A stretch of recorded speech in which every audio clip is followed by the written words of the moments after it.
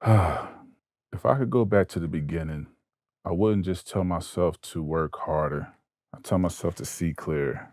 Welcome to Titan Sound Sessions. I'm your host, Double A. This is where we explore the process behind creation. Today is a special episode. This is the season finale, season one finale. I want to talk about what I wish I knew when I started, not just as a producer, but as a creator trying to build something real. Early on, I believed talent would do more of the heavy lifting than it actually does. I thought if I got good enough, the rest would eventually line up. But being good and moving well, just not the same thing.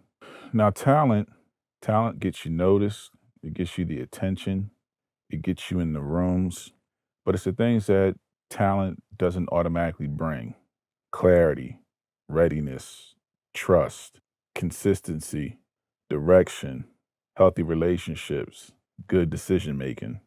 These are all things I had to learn along the way. And some of these lessons were painful, some of these lessons were costly.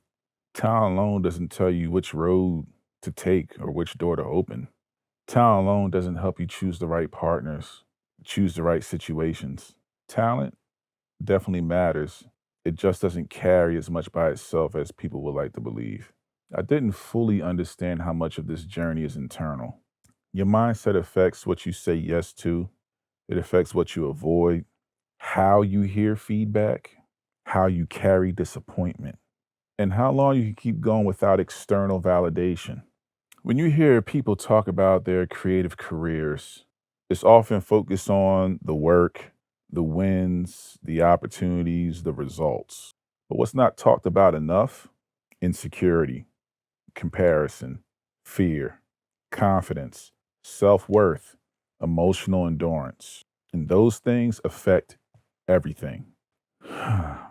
Mindset affects how you stay consistent, how you handle disappointment. Your mindset affects what you do under pressure, how you interpret silence. Your mindset is going to affect whether you shrink or stay visible. Your mindset is going to affect whether you move from clarity or insecurity. When you see somebody make an anxious move, the root of that is insecurity, because clarity and anxiety can't exist in the same space. Sometimes the real struggle isn't talent, it's whether your internal life can support the weight of what you say you want. The journey is as much relational as it is creative.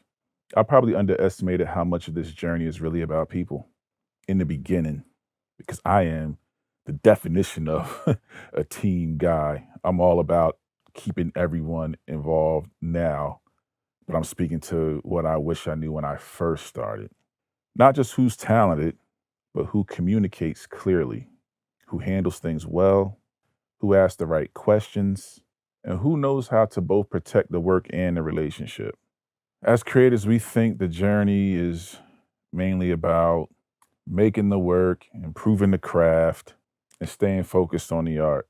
But over time, you're going to realize that the people side matters just as much. Think about communication, expectations, trust, clarity, knowing who you're dealing with, saying the right thing at the right time, and asking questions early. But there's a cost to getting this wrong. And I'm speaking to the cost of assumptions. Assumptions can cost you relationships. Silence can cost you missed opportunities. Unclear expectations can cause you to miss the mark. Trusting too quickly, that's a pain you don't want to go through. The cost of not clarifying roles can muddy the entire creation, because now you have people in lanes they shouldn't be in, and now people cannot work to their best potential because they're not operating inside their primary lane. Letting confusion sit for too long can cost the entire moment and ruin future relationships and future opportunities. It's a domino that doesn't seem to end. The thing I learned here is that clarity is not uncreative, it's protective. I thought time will automatically bring clarity. I used to think time itself would straighten things out, but time doesn't teach by itself. Reflection teaches, awareness teaches, paying attention teaches. Some people age in the work, but don't grow in the work. Some repeat cycles and call it experience.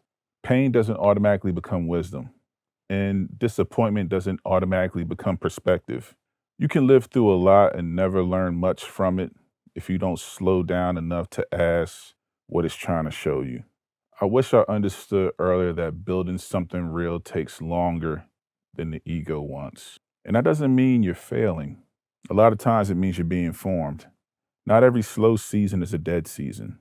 Not every delay is a denial. Sometimes the process is developing the person before the platform. If it lasts, it usually takes longer than people knew. A lot of creators think slow means wrong.